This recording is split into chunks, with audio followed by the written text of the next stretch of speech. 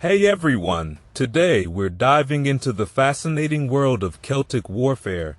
The Celts were a diverse group of people who spoke similar languages and spread across a vast region, each with unique traditions and lifestyles. But there was one thing they all had in common: the significance of warfare in their societies.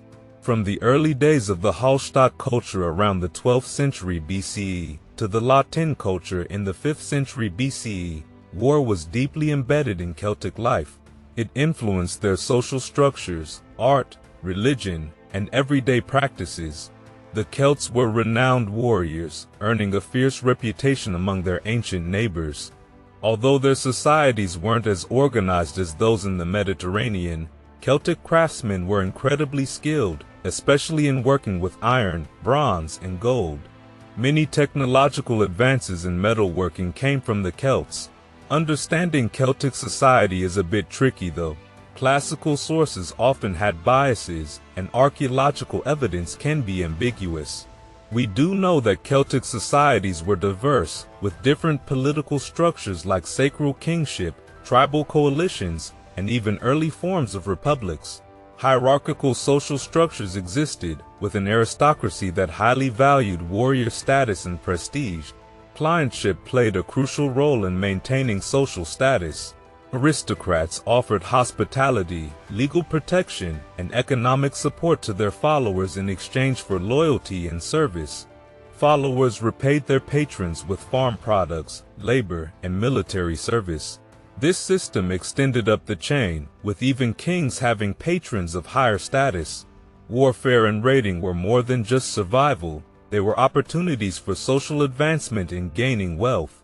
Many raids aimed to steal cattle or treasure, the primary sources of wealth.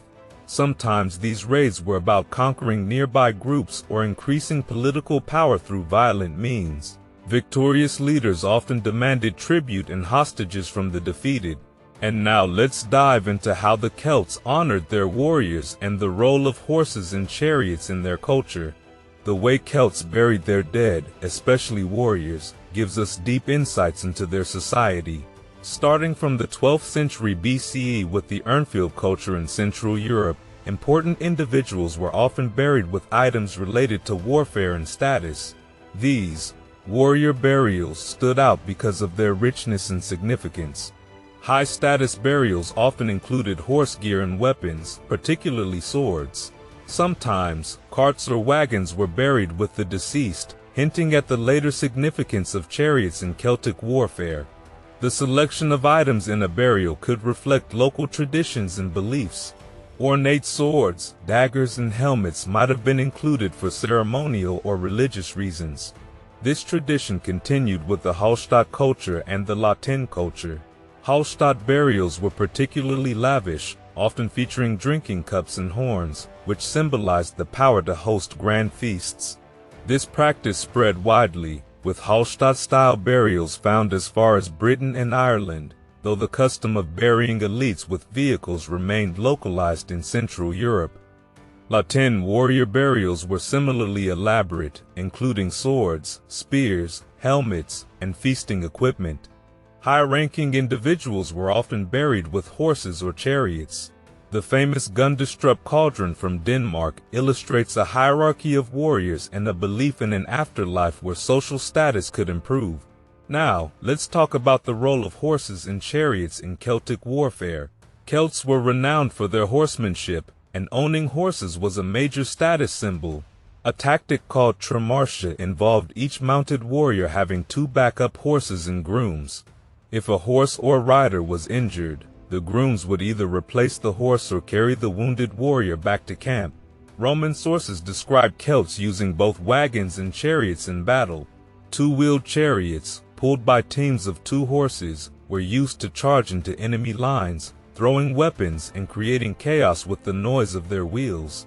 Julius Caesar noted that Celtic chariots would break enemy ranks and then the warriors would leap off to fight on foot. Although some Roman authors mention Celts using scythed chariots, there's no solid evidence of this. However, these descriptions appear in later Celtic literature, such as the Irish epic, The Cattle Raid of Cooley, which describes a fearsome war chariot fitted with blades and spikes. By the 1st century BCE, chariots were largely replaced by mounted soldiers in continental Europe, but in more isolated regions like Britain and Ireland, chariots remained in use well into the Roman period. Julius Caesar and Tacitus both remarked on the terrifying noise and effectiveness of Celtic chariots during battles. And now let's delve into the evolution of Celtic arms and armor, which played a crucial role in their warrior culture. The typical Celtic warrior's gear included a sword, spears, and a shield. We know about these from archaeological finds, ancient Greek and Roman writings, and Celtic art. The Celts favored long oval shields, which were big enough to cover most of their body.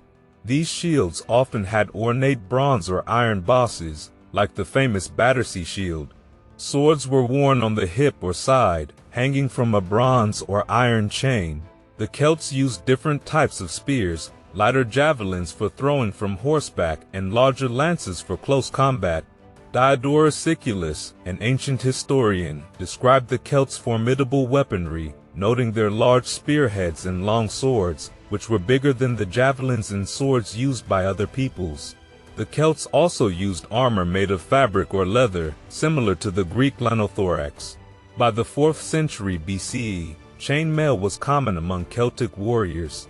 This type of armor, made of interlocking iron circles, offered more flexibility than solid bronze or iron armor. It's believed that the Romans first encountered chainmail through the Celts and eventually adopted it themselves.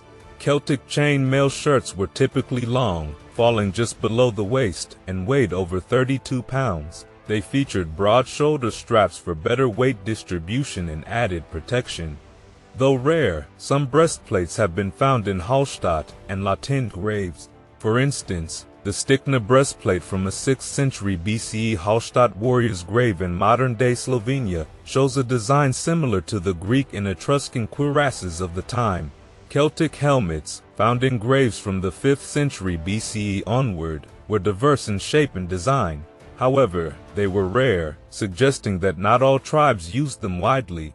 Most Celtic helmets discovered are ceremonial, made from expensive materials like gold and coral, and were likely used to signify status rather than for combat.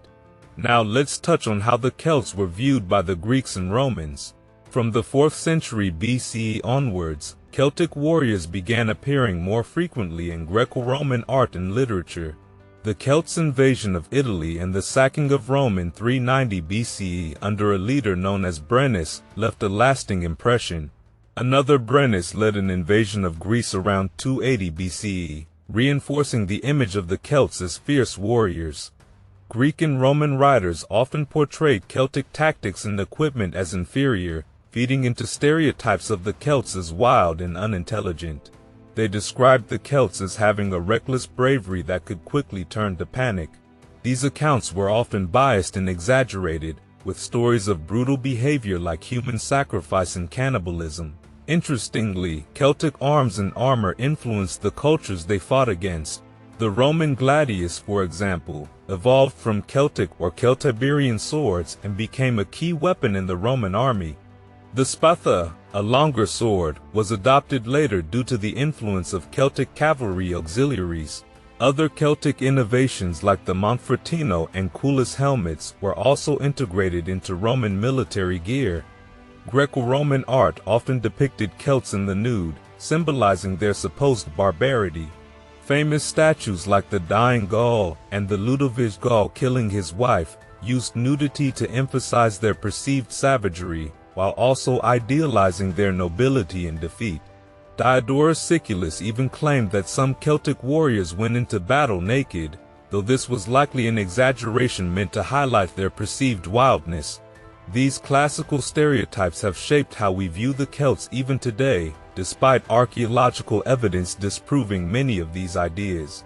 Yet, the image of the Celts as fierce, undisciplined warriors continues to capture our imagination.